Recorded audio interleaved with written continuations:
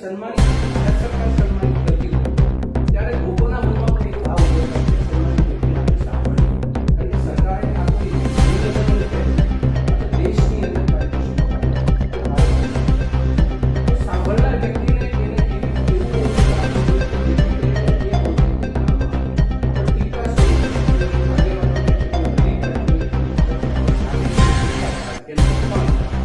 એવા શબ્દો અનેક વખત યુઝ થયા. ગંભીર નોંધ સરકારે લેવી જોઈએ. એના એવિડન્સ બીજું, અમેરિકાની અંદર 4 દિવસ પહેલા લોસ એન્જલસની અંદર એમને એક કાર્યક્રમ સરકારી સાથે શરૂઆત કરી. તમારા બધાનો મોબાઈલ છે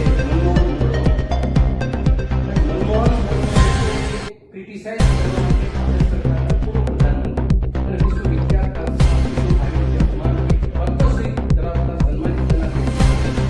તો દેશની અને એ વ્યક્તિની બંનેની આબરૂ વિદેશની નીતિ ઉપર આ ગંભીર કિસ્સાને લઈ અમે ગંભીર નોંધ લઈને ભારત સરકારને તમારા માધ્યમથી અમે વિનંતી કરીએ કે એમને આ પારિતોષિક આપો. બીજી બાબત એ કે હમણાં થોડા દિવસ પહેલા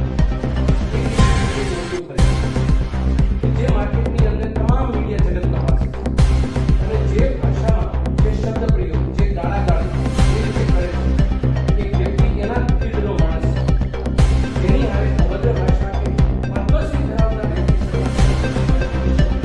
આ ગાળોનો પણ એની પાસે એટલો બધો આવી વ્યક્તિને સુરેન્દ્રનગરની અંદર ત્યાં તમે તમારી પાસે કે જગદીશ ત્રિવેદી નામની વ્યક્તિ એની માનસિકતા એની એને સંજ્ઞાનમાં લીધું મને એ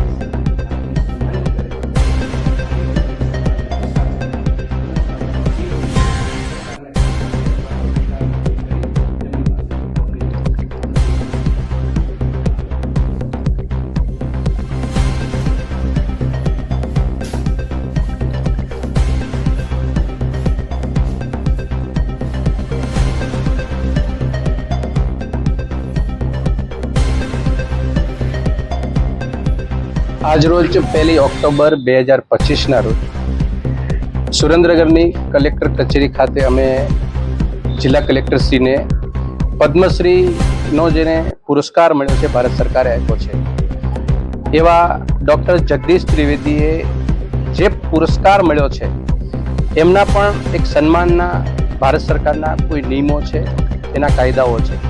આ કાયદાઓનું તેમનાથી ઉલ્લંઘન થયું છે, એને કાયદાઓનું પાલન કર્યું નથી. એને લઈ એ પદ્મશ્રી પુરસ્કાર સરકારે પરત ખેંચવો જોઈએ આવી માંગણી જિલ્લા કલેક્ટર મારફત ભારત સરકારને કરવા માટે અમે જાહેર નાગરિક જે લોકો છે, મિત્રો છે, બિન રાજકીય રીતે અમે લોકો એ સરકાર વતી માંગણી કરવા માટે અમે અહીં ઉપસ્થિત થયા છીએ. શા માટે એ માંગણી? જગદીશ ત્રિવેદી છેલ્લા ઘણા સમયથી જે રીતે એમને પદ્મશ્રીનું પુરસ્કાર મળ્યો છે, આપ સૌ જાણો છો કે પદ્મશ્રી છે એ કોઈ પદ નથી, એ કોઈ પદવી નથી, એ સન્માન છે. અને સન્માન જ્યારે કોઈ પણ આપણને આપે છે ત્યારે સન્માનનું પણ સન્માન સાચવવું જોઈએ. એ સન્માનિત થનાર વ્યક્તિની ફરજનો ભાગ છે. ભારતની સરકાર 4 પ્રકારના પુરસ્કારો જે વિશિષ્ટ વ્યક્તિઓને આપે છે અને એ વિશિષ્ટ વ્યક્તિઓમાં જેને ખાસ ક્ષેત્રમાં કોઈ કામ કર્યા હોય, સરકારને ધ્યાન ઉપર મૂક્યો હોય, એમાં વિશાળ જનતાનું હિત સમાયેલું હોય, આવી પ્રવૃત્તિ કરનાર વ્યક્તિનું સન્માન થતું હોય છે. અને એ સન્માન જ્યારે કરવામાં આવે છે ત્યારે એના કાયદાઓથી પરિચિત એમને કરવામાં આવે છે કે તમને આ સન્માન આપવામાં આવે છે અને આ સન્માનનું આવી રીતે પાલન કરવાનું છે. આવા અનેક પ્રકારના કાયદાઓથી એને પરિચિત કરવામાં આવે છે. પણ દુર્ભાગ્ય એ છે કે જગદીશ ત્રિવેદી નામની વ્યક્તિને પદ્મશ્રી મળ્યા પછી એમના અનેક પ્રકારના એવા કિસ્સાઓ સામે આવે છે, જનતાની સામે વચ્ચે છે. અને અભદ્ર ભાષાઓનો પ્રયોગ કરવો, કોઈ કલાકારોને તો કોઈ મીડિયાની વચ્ચે પણ આ વાતો પ્રસરી છે, જે સુરેન્દ્રનગર જેવા ડિસ્ટ્રિક્ટમાંથી આવતા આવા વ્યક્તિને નહીં કે માત્ર સુરેન્દ્રનગર ડિસ્ટ્રિક્ટ પૂરતો આ સીમિત છે, આ ભારત સરકારે આપેલો ભારતનો પુરસ્કાર છે, ત્યારે સૌ લોકોને લાગુ પડે. આવા પુરસ્કાર આપ્યા પછી પણ એમને જે માન મર્યાદા સાચવવી જોઈએ જે પુરસ્કારની, એ એને સાચવી નથી. પ્લસ રાજકીય રીતે, દાખલા તરીકે હું તમને કહું કે કોઈ સાહિત્યકાર હોય, કોઈ લેખક હોય, કોઈ કવિ હોય, તો એની એક મર્યાદા હોય. કોઈને હાસ્ય કલાકાર હોય, કોઈને હાસ્ય કલા કરવાની કોઈની પ્રોફેશનલ હોય, તો એની પણ એક મર્યાદા હોય.